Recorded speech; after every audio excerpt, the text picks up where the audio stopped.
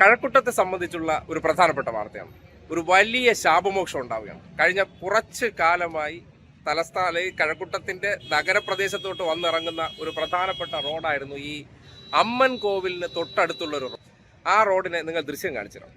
നിങ്ങൾക്ക് എല്ലാവർക്കും ഇതുവരെ യാത്ര ചെയ്തവർക്ക് അറിയാം, ഒരു ദുരിതക്കയമായിരുന്നു.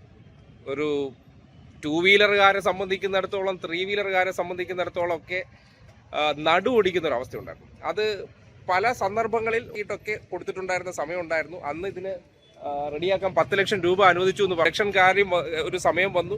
വലിയ പ്രചരണം ഇതുമായിട്ട് ബന്ധപ്പെട്ടുണ്ടാകുന്ന സന്ദർഭത്തിലാണ് ആ വിഷയത്തിൽ ഒരു ശാശ്വത പരിഹാരം ഉണ്ടാക്കിയിരിക്കുകയാണ്. കാര്യം എല്ലാവർക്കും അറിയാം, ഈ അമ്മൻകോവിലുമായിട്ട് ബന്ധപ്പെട്ടൊരു ഈ കഴക്കൂട്ടം, അതായത് മേലംകുളത്ത് നിന്ന് വരുന്ന പാലത്തിന്റെ തൊട്ടടുത്ത് നിന്നും ഒരു റോഡ് കടന്നു വരുന്നുണ്ട്. പ്രധാനപ്പെട്ട റോഡാണ്. കിൻഫ്രയിലേക്ക്, അല്ലെങ്കിൽ marine engineering college, saint Xavier's college തുടങ്ങി പലയിടങ്ങളിലേക്കും കടന്നു പോകുന്ന മനുഷ്യർ കടന്നു പോകുന്ന ഈ വഴിയിൽ ഒരു കൺജസ്റ്റഡ് ആണ്. ഒരു ക്ഷേത്രവും ഒരു ആശുപത്രിയുടെയും തൊട്ടടുത്ത് വരുന്ന ഈ കൺജസ്റ്റഡ് റോഡ് ഒരു പ്രധാനപ്പെട്ട റോഡായിരുന്നു. ആ റോഡ് കടന്നു പോകുന്നിടത്ത് ഈ കുഴിയായത് മാറ്റണമെന്നുള്ള ആവശ്യങ്ങൾ പല തവണ ഉന്നയിച്ചെങ്കിലും അത് കൃത്യമായിട്ട് നടന്നിരുന്നില്ല. അതാണിപ്പോൾ ഒരു കോൺക്രീറ്റ് ചെയ്ത് ഒരു പരിസമാപ്തിയിലേക്ക് എത്തിച്ചിരിക്കുന്നത്. ഓക്കെ,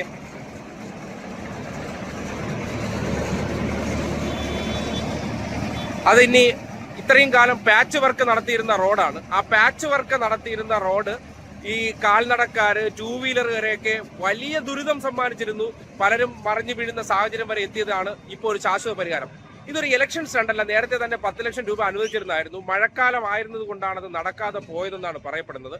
അതിൽ ഇപ്പോൾ നോക്കൂ, റോഡ് കൃത്യമായിട്ട് നല്ല കോൺക്രീറ്റ് ഇട്ട് ഉറപ്പിക്കുന്ന ഒരു സാഹചര്യമുണ്ട്. അതിന് ഇപ്പോൾ ഇവിടെ നേതൃത്വം കൊടുക്കുന്നത്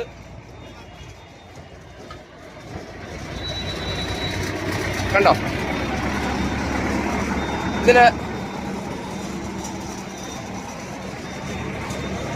ഇതിന് നേതൃത്വം കൊടുക്കുന്നത് കഴക്കൂട്ടത്ത് മത്സരിക്കുന്ന ഇടതുപക്ഷ സ്ഥാനാർത്ഥിയായിട്ടുള്ള എസ് പ്രശാന്തിന്റെ നേതൃത്വത്തിലാണ്.